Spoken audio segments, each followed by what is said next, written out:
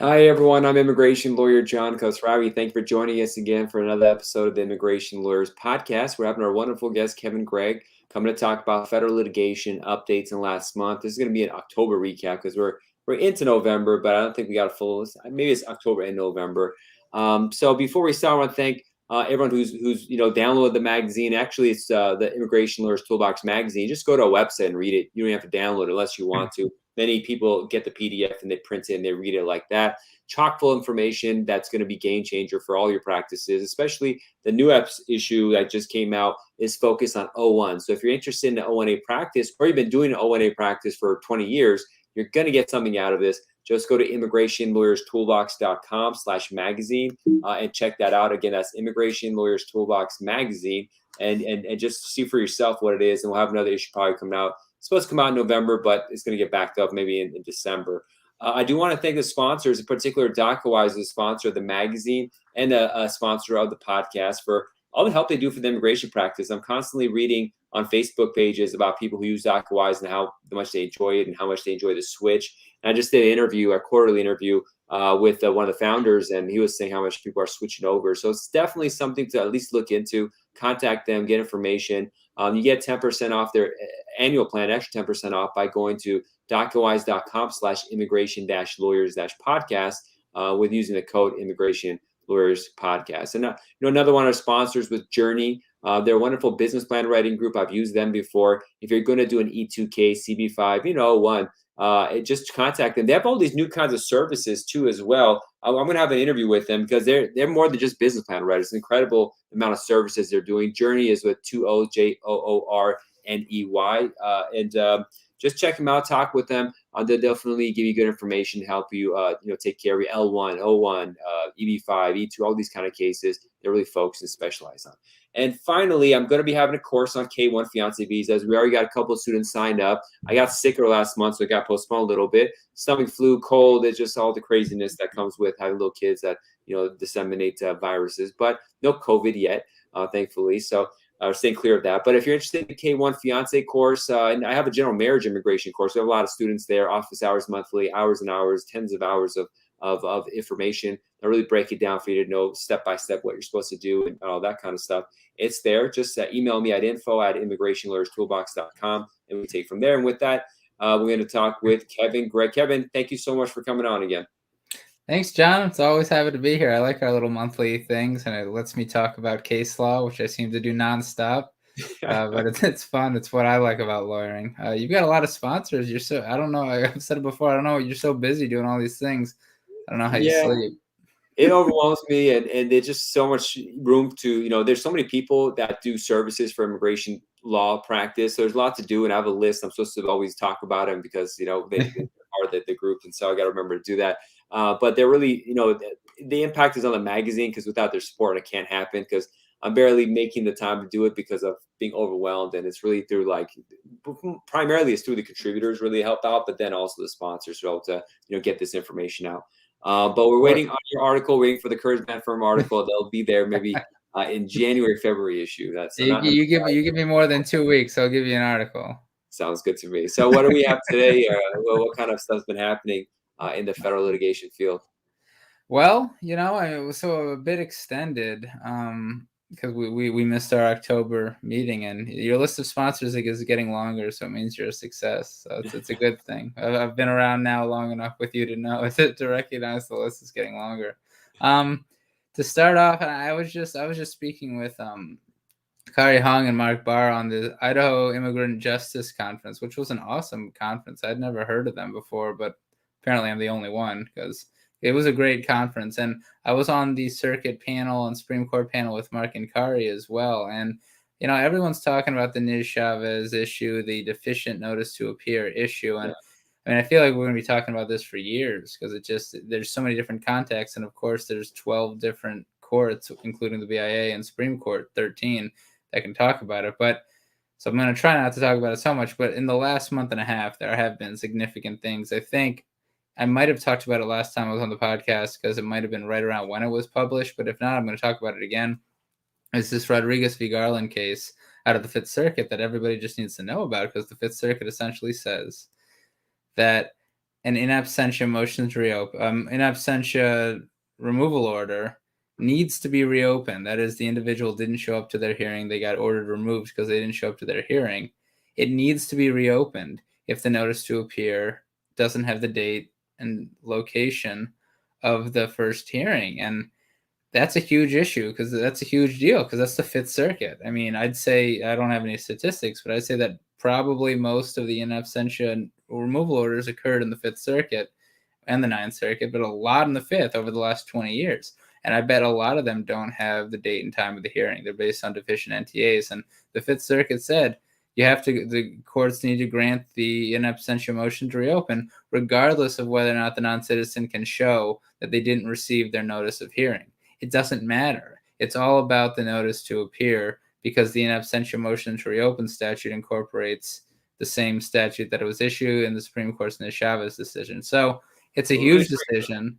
For those who aren't too familiar with federal litigation, Fifth Circuit is Texas, Louisiana, Mississippi. That's the last place I thought they would make this decision, but it's incredible what they did. Right. And so, and I don't know enough about the judges, and quite frankly, it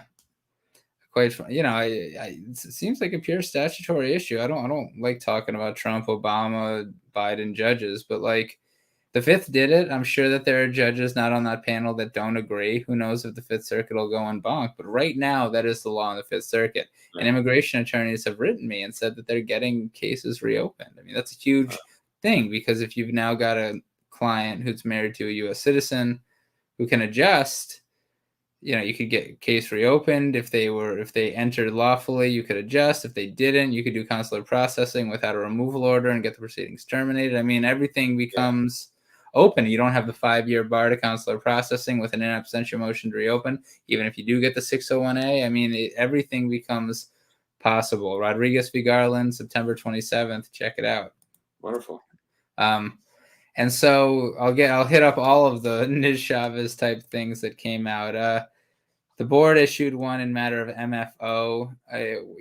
Not such a big deal. They essentially just agreed with the Ninth Circuit decision, Sanchez v. Garland, which said that a deficient notice to appear does not stop the clock for voluntary departure. So kind of the same as with cancellation of removal with Niz-Chavez, and the board was just agreeing with the Ninth Circuit. But even the board is in on it now, expanding Niz-Chavez a bit to other contexts.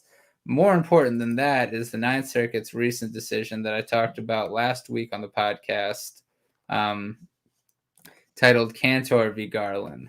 And this is the Ninth Circuit one, and this is a big one, almost as big as Rodriguez v. Garland, because what it says is that,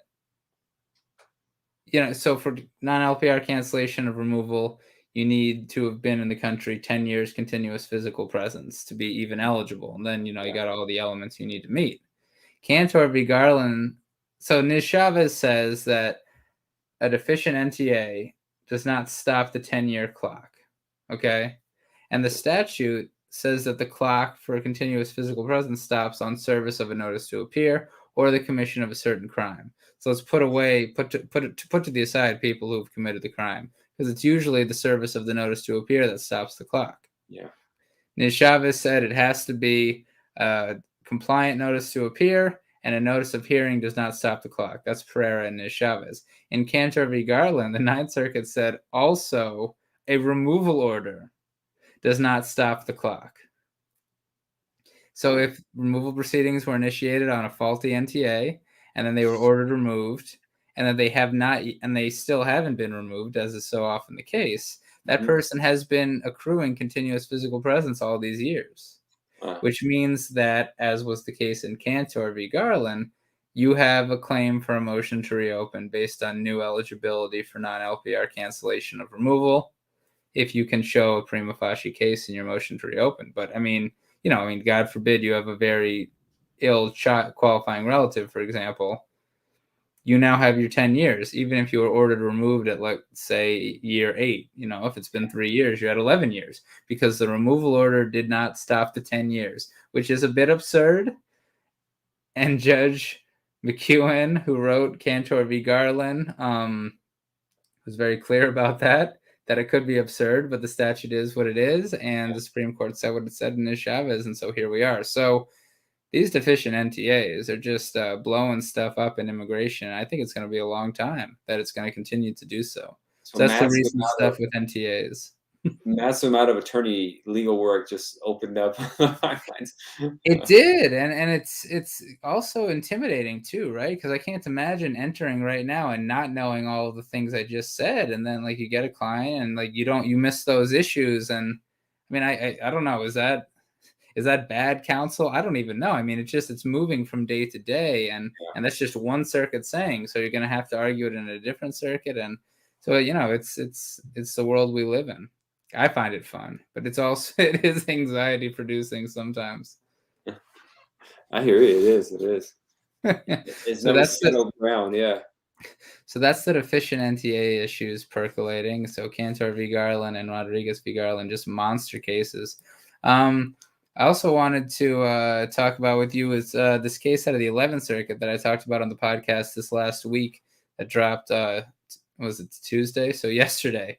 It's called VHV Jewelers v. Garland. It's out of the 11th Circuit, and it's about L visas. And so I know you deal with business visas so much, but sometimes. Yeah. And so, this case is very complicated. I know L's, but I'm not an expert on L's, but I know L's. But this is a complicated case. But essentially, it says to be deemed an executive, you have to manage managers. It's a troubling decision. But yeah. Yeah, right. So you're aware of the decision. I read the first couple pages on a to-do list, and as soon as I read him say I have to manage managers, I said, "Oh God, that's that's horrible." Because the executive is a way to get around some that level kind of stuff, especially for smaller companies for a new office. Right, and the 11th acknowledges that this is going to be a problem for small businesses. I mean, some small businesses can't afford, right, a manager, probably two managers, and a CEO executive to manage that manager, and then there's got to be employees under the manager, because then what is the manager managing? Yeah. Um, It's a bad decision because it just ruins the distinction between the manager executive, if there was any, because USCIS adjudicates these L1 so inconsistently that the definition of manager executive doesn't really exist anyways. But now with something like this, and I haven't read the whole thing because I read a couple pages and I'm like, I got to sit down and read this. It's going to be annoying. And so it really decimates the definition of the executive, and all of a sudden, so it just goes for bigger companies that have more people and stuff like that, or could invest a lot of money really quick. For smaller shops or smaller companies, it really hurts them drastically. Yeah, and it's one of those decisions. It's like 5 pages of regulatory definition. You're just like, oh my god. but executive needs to manage a manager in the 11th Circuit. That is the takeaway from VHV Jewelers, I guess. And the thing is, like USCIS, one circuit makes a decision to automatically apply it, like the Supreme Court did. It said if it hurts the applicant, so that's pretty much you get one decision like this, it goes everywhere. You think they know about it in the Los Angeles USCIS office? You think they're applying 11th Circuit case law? Well, at the California Service Center, for sure they will. And so we go with L's. I mean, look, they have that Kazarian case, which is, I think, the 9th Circuit. Where is it? But USCIS put that in their policy manual. They just picked that up. And then they instituted against O's, too, even though it was a EB1A case, extraordinary ability. So, it could be catastrophic for smaller companies once this goes through the pipeline and people get educated on it. But again, I haven't read the whole thing, so I'm kind of jumping on gun, but it seems like it's a negative direction to go. It doesn't seem good for non-citizens. No. And I think someone had posted the attorney who I filed was an old school immigration attorney who passed away. I'm not sure. The gentleman's name I forget too. You might know who I'm talking about. I had to save my desktop some here, but I have like a million things on my desktop, so it's almost impossible to find anything. It was a trouble. Sorry. So go ahead with your interpretation, because you read the whole thing. If there's anything else you want to add. No, I mean that's my interpretation. It talks about new office petitions as well, which is I don't think there's that many decisions that talk about new office petitions. So I mean, for what it's worth, there's that, and it is one of those frustrating things in L's, and you see it when you try to go from an L to an E. Like USCIS grants it the first time. Yeah. Finding it's an executive, and then the second time they look at it again, they're like, I don't know, well, we're not going to grant it this time, but it's the same role. I mean, there's just no finality to some of these things. I guess it's because USCIS doesn't even trust itself. Yeah, especially during Trump's time, the rejudicating these business cases. Someone have an L that's approved, new office, renewal, or on the third renewal, all of a sudden they're like, well, we don't think you're an executive overseas. We're like, wait a minute, you have believed it so many years. Or if they Yeah. transfer and become a EB1C, a multinational manager, like for 7 years, you've been accepting this as okay, and all of a sudden you make a switch. Like that kind of consistency itself should be, what is that? When you file a federal litigation, it's not abuse, but it's like arbitrary and capricious at the end. Yeah, and VHV attorney did bring an APA claim, as you must, but it's not an APA claim if it's not an APA case if, as the 11th Circuit said, it follows the regulations. You can't be arbitrary if it's what the regulations require. So says the 11th Circuit, relying on a Justice Scalia treatise, as the 11th likes to do. And so, I started off this little conversation with the good Niz-Chavez cases, and so the last two aren't so good. The other one, again, trying to tailor this. I don't want to come at you with all the asylum cases. They get published every single month, and a lot of them are so nuanced to the facts. But this other board decision, matter of Kagumbas, which, because it's a board decision, it's binding on USCIS, but it's not really so much about USCIS, it's about immigration court. But then the USCIS attorneys, the USCIS officers know it, and it essentially says that even if USCIS has approved an I-130 petition, an immigration judge has the authority to find that the marriage is not bona fide. So, an I-130 is necessary, but advisory.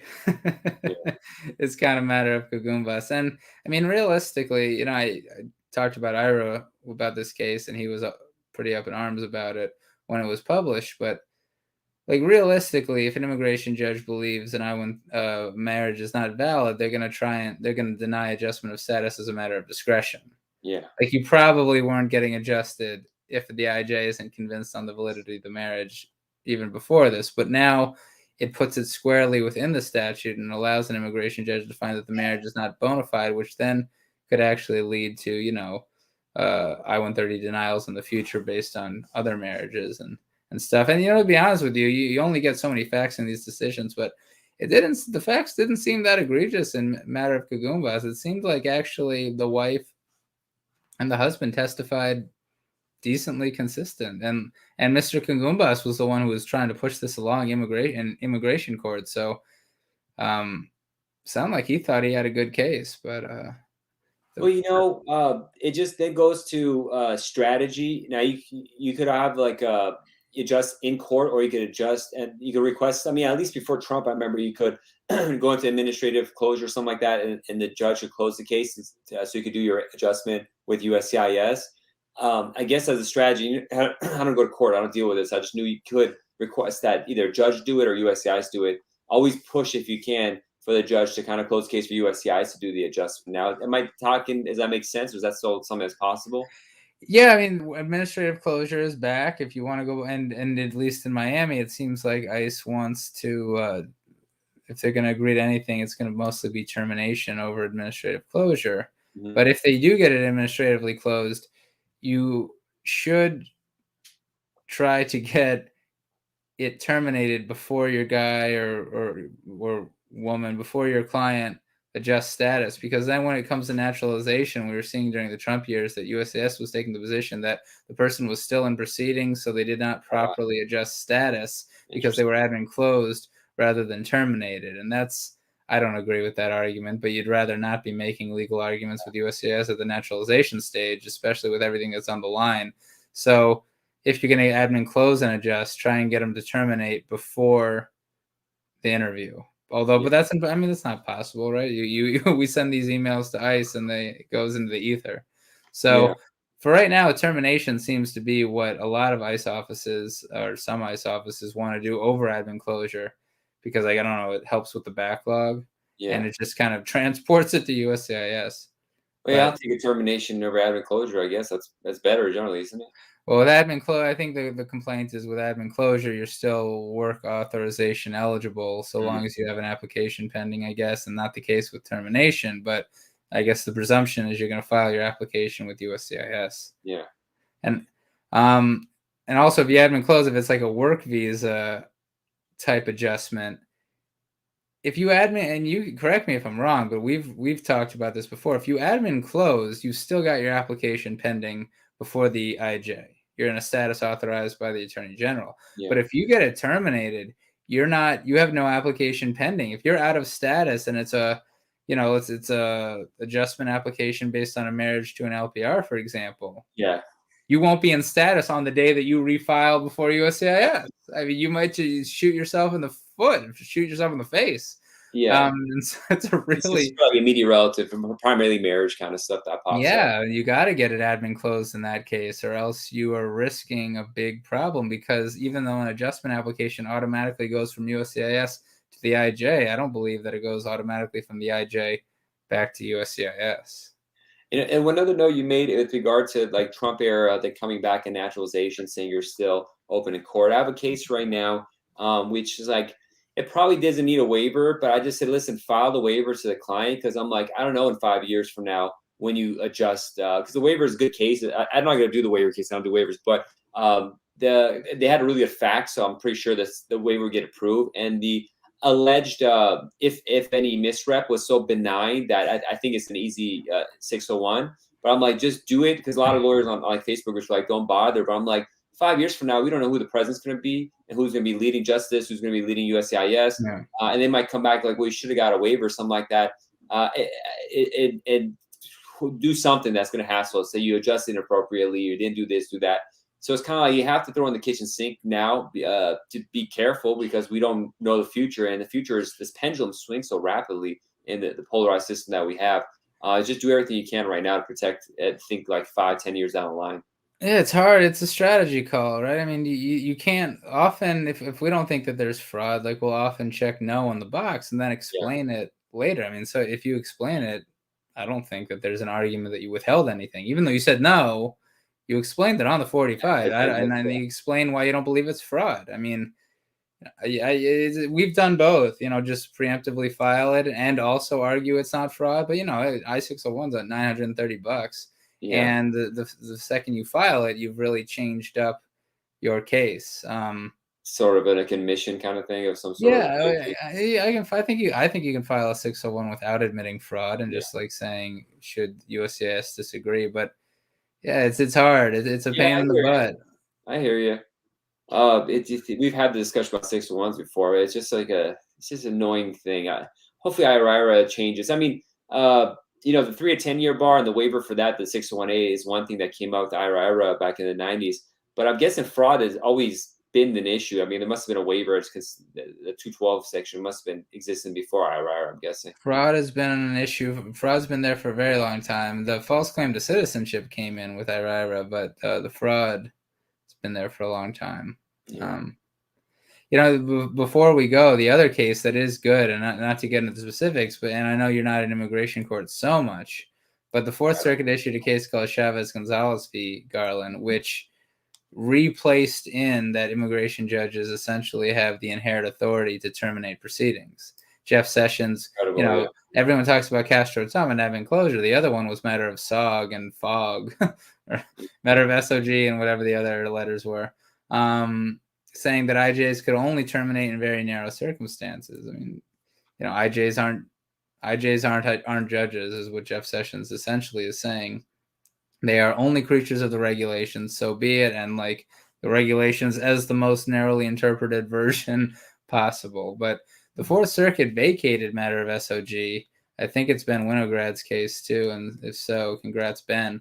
But apparently they vacated it, and that should mean that matter of SOG doesn't exist anymore. Now, I know that the board takes an alternative view, and this is an issue I've been talking about with people, that if a decision is vacated, it shouldn't exist anymore. But either way, there is case law out there, not to mention Attorney General Garland's position in vacating matter of Castro-Tum, that IJs are back. IJs do have this authority, and an IJ can terminate proceedings for a variety of reasons. So we'll see what's happening. I mean, the administration is kind of being weird, because there's a situation with regards to the union for the judges, and whether it disappeared or not. There's kind of back and forth, and whether they're going to support them or not. So it's just, being an immigration judge, it's like a peculiar position to be in. where they take away the power of administration, they add to it. It's a bizarre phenomenon, but I mean, at the end of the day, a judge has to be able to control their caseload, especially in immigration field where there's like a million cases backlog. Like, it doesn't make any sense. Now there's on the asylum end, because the backlog has a lot to do with asylum. They're trying to like send officers and judges, everybody they can, to the border to try to deal with those cases. So the backlog's not going anywhere. But if he's going somewhere, it's going probably worse and worse. That's just all that's happening. Now I have a question, like, if I was a person that's going to go to removal, but the case is going to take 4 or 5 years to get to court, I wouldn't be too frustrated with that. I mean, whatever, I'm here, but I have a lot of people contact me saying, my case is not coming up. Why is it taking so long? And I was like, what is going on in your clients' heads that you probably see it too? They get frustrated. Do they just want to get a decision, either stay or get out, or what do you see in that regard? It was kind of unrelated to stuff we're talking about, but Sure. when these take so long, how are your clients dealing with that? Are they positive, negative, or both? I don't. We don't have too many clients who are upset that it's taking so long, and I don't know if I don't think that's necessarily the type of clients we have, but it's just a reality. I mean, if you have an application pending, you're eligible for work authorization, and if when people start to reflect that, I mean, I was an attorney advisor for 2 years, and I'm going to roll the dice in immigration court if I don't have to. Even with the most non-citizen friendly judge, you're risking removal. I mean, stay in the U.S., build up your equities. I can't. It's hard for me to think of a situation where time is not favorable, except maybe asylum seekers when there's a regime change in your country of origin. And now, if that is the case, and you no longer have a well-founded fear, I mean, so be it. But I mean, sometimes there's still a fear, but conditions aren't as bad as they were when you came here, and so that is a problem. But other than attorney's fees for it taking so long, I think that for most non-citizens, there's no real harm for it taking a long time, except you can't travel internationally. Yeah, it's why when they like get calls on this or emails, I'm like, well, what's the problem here? So Yeah. if If it's a straightforward adjustment, there's something very interesting has happened in the Miami ALA and San Diego ALA, and even maybe EOIR National is looking into implementing it, and that is the Dallas Immigration Court now has 1 day a week on its docket where a judge is just adjudicating clean adjustment applications very quickly that ICE is essentially not opposing. And that's how Dallas is getting rid of their backlog for deserving non-citizens. And I think that's a great thing. Why have a just completely squeaky clean case that maybe was NTA'd because the Trump administration was NTAing everybody? Why have that sit for 4 years? You can grant it. And so that's happening in Dallas. That might be one good way for everyone, not to just push it to USCIS, but to get rid of this backlog and do that nationwide. Yeah, it just makes sense. You might have like I-75 removal cases that got NTA'd, but they have good bona fides. Yeah, but the wife on the stand, for God's sakes, who's going to deny that? It's just like it makes so much sense that but that's the way of the world. And something makes too much sense that it's not going to happen. But you got to make time to get these cases because they're getting caught in the weeds, and all of a sudden they're just living this life that's unknown. They might have family, kids here. They can't make a decision. They can't get a mortgage. They can't travel and see. It's just when it's a clean case, so it doesn't make sense. But yeah, I'm glad they're doing these pilot programs. It's just, I mean, even the people who are like Trumpy people, you want to get these cases away so you can get to the ones where you can deport people that the so-called bad immigrants. So it doesn't make sense not to want to promote something like that and try to just get these cases out, identify them, get them out, and just keep things moving. So how's you got married and you're back in San Diego. How much flying around the country are you doing right now with cases? Are they still doing telephonic kind of stuff? Yeah, they're still doing telephonic, but I've actually cut out. the last month I've been to New Jersey. All right, we had some technical difficulties that we're back, I think. Can you hear me, Kevin? I can, yeah. Okay, so yeah, go ahead. Now, in the last month, I've actually flown to New Jersey and San Jose for USCIS interviews, and I'll be going to Miami and Dallas and some other places for EOIR individuals in the coming months. So it looks like it's back up, and but then there's Los Angeles that's doing de facto masters over telephonic, and waiving the appearance of the non-citizen. So still all the courts are crazy, but one thing remains, and that is EOIR just cannot move to electronic service and move to electronic filing. That Did they do that remains. temporarily? Was that? Did they do that for like a brief period? They were doing emails in the midst of the pandemic, and it was fantastic. Email filing, and and I could CC DHS, but now they have the e-filing. But first of all, it doesn't automatically serve the opposing party, DHS, which is just remarkable to me.